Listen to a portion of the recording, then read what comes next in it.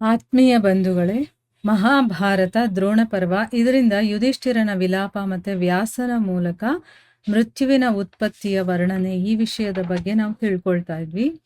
ಹೋದ ಭಾಗದಲ್ಲಿ ಯುಧಿಷ್ಠಿರ ವ್ಯಾಸಮುನಿಗಳಿಗೆ ಮೃತ್ಯುವಿನ ಬಗ್ಗೆ ಪ್ರಶ್ನೆ ಮಾಡಿದಾಗ ಅವರು ಹಿಂದೆ ನಡೆದಂತಹ ಒಂದು ಘಟನೆ ಹೇಳ್ತಾರೆ. ಇದನ್ನ ನಾವು ತಿಳ್ಕೊಂಡಾಗ ನಮಗೆ ಮೃತ್ಯುವಿನ ಬಗ್ಗೆ ಗೊತ್ತಾಗುತ್ತೆ.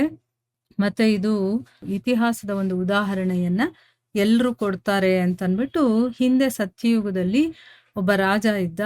ಅವನ ಮೇಲೆ ಶತ್ರುಗಳು ಆಕ್ರಮಣ ಮಾಡಿದಾಗ ಮಗ ಹೋರಾಡ್ತಾನ. ಅವನು ತುಂಬಾನೇ ಶಕ್ತಿಶಾಲಿ. ಆದ್ರೂ ಕೂಡ ಯುದ್ಧವನ್ನ ಮಾಡ್ತಾ ಮಾಡ್ತಾ ಅವನು ಸತ್ತು ಹೋಗ್ತಾನೆ. ಅದರಿಂದ ಅವನಿಗೆ ತುಂಬಾ ಬೇಜಾರಾಗಿ ಅವನು ಪುತ್ರ ಶೋಕದಲ್ಲಿ ಮುಳುಗಿದ್ದಾಗ ನಾರದರು ಅಲ್ಲಿಗೆ ಬರ್ತಾರೆ. ಆಗ ನಾರದರಿಗೆ ಅವನು ಪ್ರಶ್ನೆ ಮಾಡ್ತಾನೆ, ನನ್ನ ಮಗ ಇಂದ್ರ ಮತ್ತೆ ವಿಷ್ಣುವಿನ ಹಾಗೆ ಬಲಶಾಲಿಯಾಗಿದ್ದ, ಕಾಂತಿವಂತನಾಗಿದ್ದ. ಅವನನ್ನ ಬಹಳಷ್ಟು ಶತ್ರುಗಳು ಯುದ್ಧದಲ್ಲಿ ಸೇರ್ಕೊಂಡು ಕೊಂದೇ ಬಿಟ್ರು. ಈಗ ನನಗೆ ತಿಳ್ಕೋಬೇಕು ಅನ್ನುವಂಥ ಆಸಕ್ತಿ, ಅದಕ್ಕೆ ಕೇಳ್ತಾ ಇದ್ದೀನಿ, ಈ ಮೃತ್ಯು ಅಂದ್ರೆ ಏನು, ಇದರ ವೀರ್ಯ, ಬಲ ಮತ್ತೆ ಪೌರುಷದ ಬಗ್ಗೆ ನನಗೆ ತಿಳಿಸಿ ಅಂತ ಅಂದ್ಬಿಟ್ಟು ಕೇಳ್ತಾನೆ. ಅದಕ್ಕೆ ರಾಜನ ಈ ಮಾತನ್ನ ಕೇಳಿ ನಾರದರು ಹೇಳ್ತಾರೆ ರಾಜನಿಗೆ, ಆದಿಯಲ್ಲಿ ಅಂದ್ರೆ ಸೃಷ್ಟಿಯಾಗುವಂತ ಸಮಯದಲ್ಲಿ ಪಿತಾಮಹ ಬ್ರಹ್ಮ ಯಾವಾಗ ಎಲ್ಲ ಪ್ರಜೆಗಳ ಸೃಷ್ಟಿ ಮಾಡಿದ್ನೋ ಆಗ ಅದರ ಸಂಹಾರ ಆಗೋದನ್ನ ನೋಡೋದಕ್ಕಾಗ್ಲಿಲ್ಲ. ಅಂದ್ರೆ ಸೃಷ್ಟಿ ಮಾಡಿದ್ಮೇಲೆ ಅದರ ಸಂಹಾರ ಆಗುತ್ತಲ್ಲ, ಅದನ್ನ ಅವನ ಕೈಯಲ್ಲಿ ನೋಡೋಕ್ಕಾಗ್ಲಿಲ್ಲ. ಅದಕ್ಕೋಸ್ಕರ ಅವನು ವಿಚಾರ ಮಾಡೋದಕ್ಕೆ ಶುರು ಮಾಡ್ತಾನೆ. ಯೋಚನೆ ಮಾಡಿ ಮಾಡಿ ಮಾಡಿ ಯಾವಾಗ ಏನೂ ಅರ್ಥ ಆಗ್ಲಿಲ್ವೋ ಅವನಿಗೆ ಕೋಪ ಬರುತ್ತೆ. ಆ ಕೋಪದ ಕಾರಣದಿಂದ ಆಕಾಶದಿಂದ ಅಗ್ನಿ ಪ್ರಕಟವಾಗುತ್ತೆ. ನೋಡಿ, ಅಗ್ನಿ ಹೇಗೆ ಪ್ರಕಟವಾಯಿತು ಅಂತಂದ್ರೆ ಬ್ರಹ್ಮನ ಕೋಪ. ಆ ಕೋಪದ ಕಾರಣದಿಂದ ಆಕಾಶದಿಂದ ಅಗ್ನಿ ಪ್ರಕಟವಾಗುತ್ತೆ. ಮತ್ತೆ ಅದು ಎಲ್ಲ ದಿಕ್ಕುಗಳಲ್ಲೂ ಕೂಡ ಹರಡಿಕೊಳ್ಳುತ್ತೆ. ಭಗವಂತ ಬ್ರಹ್ಮ ಅದೇ ಅಗ್ನಿಯಿಂದ ಪೃಥ್ವಿ, ಆಕಾಶ ಮತ್ತೆ ಇಡೀ ಚರಾಚರ ಜಗತ್ತನ್ನ ಸುಡೋದಕ್ಕೆ ಪ್ರಾರಂಭ ಮಾಡ್ತಾನೆ. ಇದನ್ನ ನೋಡಿ ರುದ್ರದೇವರು ಬ್ರಹ್ಮನ ಶರಣಾಗತಿಗೆ ಹೋಗ್ತಾರೆ. ಯಾಕೆ ಈ ರೀತಿ ಸುಡ್ತಾ ಇದ್ದೀರಾ ಅಂತ ಅಂದ್ಬಿಟ್ಟು. ಶಂಕರ ಬಂದ ಮೇಲೆ ಪ್ರಜೆಗಳ ಹಿತಕ್ಕಾಗಿ ಬ್ರಹ್ಮ ಹೇಳ್ತಾನೆ, ಮಗನೇ, ನೀನು ನಿನ್ನ ಇಚ್ಛೆಯಿಂದ ಉತ್ಪತ್ತಿಯಾಗಿದೆಯಾ, ಮತ್ತೆ ನನ್ನಿಂದ ಅಭಿಷ್ಟ ವಸ್ತುಗಳನ್ನ ಪಡೆಯೋದಿಕ್ಕೆ ಯೋಗ್ಯನಾಗಿದೆಯಾ, ತಿಳಿಸು. ನಿನ್ನ ಯಾವ ಕಾಮನೆಯನ್ನ ನಾನು ಪೂರ್ತಿಗೊಳಿಸ್ಲಿ, ನಿನ್ನ ಅಭಿಷ್ಟ ಏನೇ ಇರ್ಲಿ ಅದನ್ನ ನಾನು ಪೂರ್ಣಗೊಳಿಸ್ತೀನಿ ಅಂತಂದ್ಬಿಟ್ಟು ಬ್ರಹ್ಮ ರುದ್ರನಿಗೆ ಹೇಳ್ತಾನೆ. ಆಗ ರುದ್ರ ಹೇಳ್ತಾನೆ, ಪ್ರಭು, ನೀವು ನಾನಾ ರೀತಿಯ ಜೀವಿಗಳನ್ನ ಸೃಷ್ಟಿ ಮಾಡಿದ್ದೀರಾ, ಆದ್ರೆ ಈ ದಿನ ಅದೆಲ್ಲವೂ ಕೂಡ ನಿಮ್ಮ ಕ್ರೋಧಾಗ್ನಿಯಿಂದ ದಗ್ಧವಾಗ್ತಾ ಇದೆ.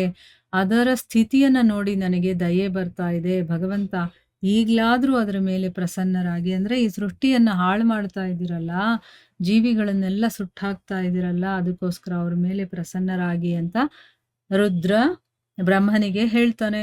ಬ್ರಹ್ಮ ಹೇಳ್ತಾನೆ, ಪೃಥ್ವಿ ದೇವಿ ಜಗತ್ತಿನ ಭಾರದಿಂದ ಪೀಡಿತಲಾಗಿದ್ಲು. ಅಂದ್ರೆ ಪೃಥ್ವಿ ಮೇಲೆ ಭಾರ ಹೆಚ್ಚಾಗ್ಬಿಟ್ಟಿತ್ತು. ಅದಕ್ಕೋಸ್ಕರ ನನ್ನನ್ನ ಸಂಹಾರ ಮಾಡೋದಕ್ಕೋಸ್ಕರ ಪ್ರೇರೇಪಣೆ ಮಾಡಲಾಗಿತ್ತು. ಅಂದ್ರೆ ನಾನು ಸಂಹಾರ ಮಾಡಬೇಕು ಅಂತ ನನಗೆ ಪ್ರೇರೇಪಣೆ ಬಂತು. ಈ ವಿಷಯದಲ್ಲಿ ಬಹಳ ವಿಚಾರ ಮಾಡಿದ್ಮೇಲೂ ಕೂಡ ಯಾವಾಗ ಯಾವ ಉಪಾಯನೂ ಹೊಳೆಯಲಿಲ್ವೋ ಆಗ ನನಗೆ ಬಹಳ ಕೋಪ ಬಂತು. ಅಂದ್ರೆ ಇಲ್ಲಿ ಪೃಥ್ವಿ ದೇವಿಗೆ ಭಾರ ಜಾಸ್ತಿ ಆಗೋಗಿದೆ, ಜಗತ್ತಿನ ಭಾರ. ಅದರಿಂದ ಅವಳಿಗೆ ತುಂಬಾ ನೋವಾಗ್ತಿತ್ತು. ಅದಕ್ಕೆ ಸಂಹಾರ ಮಾಡೋದಕ್ಕೋಸ್ಕರ ನನಗೆ ಪ್ರೇರೇಪಣೆ ಆಯಿತು. ಆದ್ರೆ ನನಗೆ ಏನು ಮಾಡಬೇಕು, ಹೇಗೆ ಮಾಡಬೇಕು, ಏನು ಉಪಾಯ ಹೊಳಿಲಿಲ್ಲ. ಆಗ ನನಗೆ ಕೋಪ ಬಂತು ಅಂತ ಹೇಳ್ತಾನೆ. ಆಗ ರುದ್ರ ಹೇಳ್ತಾನೆ, ಭಗವಂತ, ಸಂಹಾರಕ್ಕಾಗಿ ನೀವು ಕೋಪಿಸ್ಕೊಳ್ಬೇಡಿ, ಪ್ರಜೆಗಳ ಮೇಲೆ ನೀವು ಪ್ರಸನ್ನರಾಗಿ, ನಿಮ್ಮ ಕೋಪದಿಂದ ಪ್ರಕಟವಾದಂತಹ ಬೆಂಕಿ ಇದೆಯಲ್ಲ, ಅದು ಪರ್ವತ, ವೃಕ್ಷ, ನದಿ, ಜಲಾಶಯ, ತೃಣ, ಹುಲ್ಲು, ಎಲ್ಲ ಸ್ಥಾವರ ಜಂಗಮ ರೂಪದ ಜಗತ್ತನ್ನು ಕೂಡ ಸುಟ್ಟು ಹಾಕ್ತಾ ಇದೆ. ಅಂದ್ರೆ ಚಲಿಸುವಂಥದ್ದು, ಚಲಿಸೋದಕ್ಕಾಗದೇ ಇರುವಂತೆ ಒಂದೇ ಕಡೆ ನಿಂತಿರ್ತವಲ್ಲ ಅಂಥವು ಎಲ್ಲವನ್ನು ಕೂಡ ಸುಟ್ಟು ಹಾಕ್ತಾ ಇದೆ. ಈಗ ನಿಮ್ಮ ಕ್ರೋಧ ಶಾಂತವಾಗ್ಬಿಡ್ಲಿ, ಇದೇ ವರದಾನ ನನಗ್ ಕೊಡಿ ನೀವು ಅಂತಂದ್ಬಿಟ್ಟು ಕೇಳ್ತಾನೆ. ಪ್ರಜೆಗಳ ಹಿತಕ್ಕೋಸ್ಕರ ಯಾವುದಾದ್ರೂ ಒಂದು ಉಪಾಯವನ್ನ ಯೋಚನೆ ಮಾಡಿ ಅದರಿಂದ ಈ ಜೀವಿಗಳ ಪ್ರಾಣ ಉಳಿಲಿ ಅಂತಂದ್ಬಿಟ್ಟು ಅವ್ರು ಹೇಳ್ತಾರೆ. ಅಂದ್ರೆ ಈಗ ನೀವು ಕೋಪ ಮಾಡ್ಕೊಂಡಿರೋ ಒಂದೇ ಒಂದು ಕಾರಣದಿಂದ ಇಡೀ ಸೃಷ್ಟಿಯಲ್ಲಿರುವಂತ ಎಲ್ಲವೂ ಹಾಳಾಗ್ತಾ ಇದೆ. ಅದಕ್ಕೋಸ್ಕರ ನಿಮ್ಮ ಕ್ರೋಧವನ್ನ ಶಾಂತ ಮಾಡ್ಕೊಳ್ಳಿ.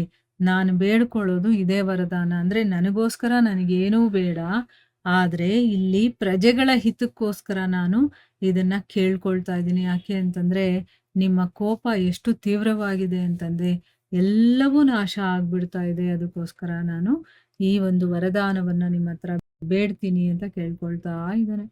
ಅಂದ್ರೆ ನಾವು ನಮಗೋಸ್ಕರ ಅಲ್ಲ, ಎಲ್ಲರ ಒಳಿತಿಗೆ ಏನಾಗುತ್ತೋ ಅಂಥದ್ದನ್ನ ನಾವು ದೊಡ್ಡವರಿಂದ ಅಥವಾ ದೇವತೆಗಳಿಂದ ಅಥವಾ ಗುರುಗಳಿಂದ, ಹಿರಿಯರಿಂದ ಪಡ್ಕೋಬೇಕು ನಾವು.